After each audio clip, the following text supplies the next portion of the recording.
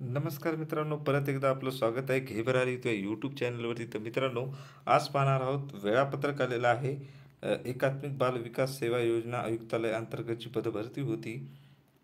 त्या पदभरतीच्या अंतर्गत जे पदं होते त्यांचं वेळापत्रक प्रसिद्ध झालेलं आहे. तर चला मित्रांनो, कधी परीक्षा आहे याची सर्व मी डिटेल्सपणे माहिती सांगतो. तर चला मित्रांनो, व्हिडिओला सुरुवात करूया.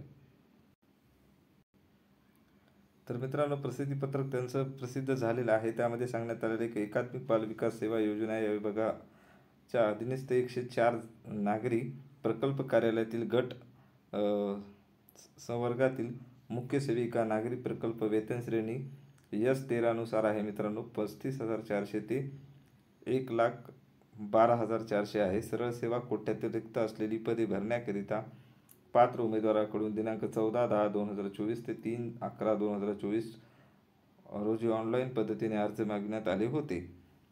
भूतपूर्व दुय्यम सेवा मंडळाच्या कक्षेतील गट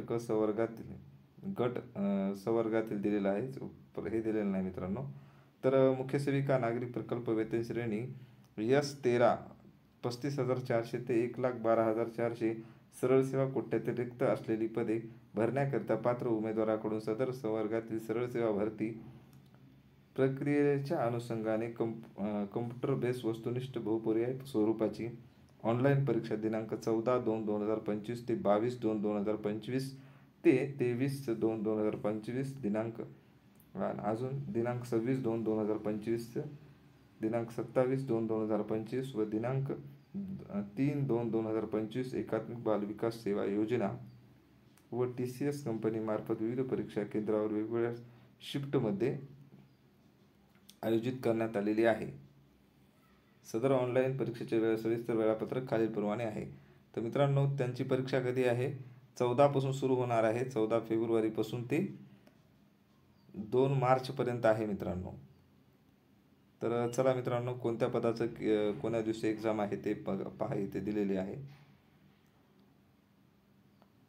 या ठिकाणी सुपरवायझरचे पेपर आहेत मित्रांनो. सुपरवायझर तर 14 तारखेपासून सुरू होणार आहेत. सुपरवायझरचे ते 3 शिफ्टमध्ये आहेत. सुपरवायझरचे टोटल किती तारखेपर्यंत आहेत पेपर? तर मित्रांनो, या ठिकाणी तुम्ही इथे पाहू शकता.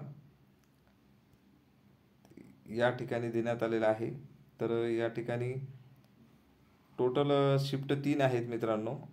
आणि तिन्ही शिफ्टमध्ये सकाळी 9 पासून सुरुवात होणार आहे पेपर ते 10:30 पर्यंत. दुपारची शिफ्ट आहे 12:30 ते 2 आहे. आणि संध्याकाळची जी तिसरी शिफ्ट आहे ती 4:30 ते 5:30 पर्यंत आहे मित्रांनो. यामध्ये तिन्ही शिफ्टचे पेपर आहेत. तिन्ही शिफ्टमध्ये सुपरवायझर पदाचीच पदभरती होती. त्या अंतर्गत 108 जे पदं आहेत 104 जे पदं आहेत ते सर्व याच्यामार्फतच सुपरवायझरचेच होते. त्यांची परीक्षा तुम्ही पाहिली 3 शिफ्टमध्ये आहे. ज्यावेळेस हे 3 शिफ्ट होतील, पहिल्या शिफ्टपासून त्यानंतर नॉर्मलायझेशन होईल आणि नंतर कळेल त्या पेपरच्या याच्यानुसार बेसिकनुसार होत जाईल. आणि त्यानंतर मित्रांनो, इथं उमेदवाराने दिनांक 7/2/2025 पासून प्रवेशपत्र उपलब्ध होतील. त्यांचं संकेतस्थळ दिलेलं आहे www.icds.government.in या संकेतस्थळावर उपलब्ध करून देण्यात येणार असून सदर प्रवेशपत्रामध्ये परीक्षेचा वेळ, तारीख, परीक्षा केंद्र, सूचना, इतर महत्त्वाची आवश्यक माहितीचा समावेश उमेदवारांनी प्रवेशपत्रामध्ये नमूद सर्व सूचनांची अंमलबजावणी करणे अनिवार्य आहे. अशा पद्धतीने त्यांनी सांगितलेलं आहे. प्रवेशपत्र कधी 7 तारखेला उपलब्ध होतील तुम्हाला, 7 फेब्रुवारीला. तर दिव्यांग उमेदवाराविषयी काय सूचना आहेत? तर लेखनिक व अनुग्रह कालावधीबाबत सविस्तर मार्गदर्शन सूचना त्यांनी त्यांच्या वेबसाईटवरती म्हणजे www.icds.government.in या संकेतस्थळावर प्रसिद्ध करण्यात आलेले आहेत. सदर मार्गदर्शन सूचनानुसार आवश्यक त्या मूळ कागदपत्रासह दिव्यांग उमेदवारांनी परीक्षा केंद्रावर उपस्थित राहावं, अशा पद्धतीने त्यांनी सांगितलेलं आहे. तर मित्रांनो, ऑल द बेस्ट. चांगल्या पद्धतीची तयारी झाली असेल. थँक्यू. आणि व्हिडिओ कसा वाटला नक्कीच लाईक करा, शेअर करा आणि कमेंट पण करत चला. थँक्यू मित्रांनो.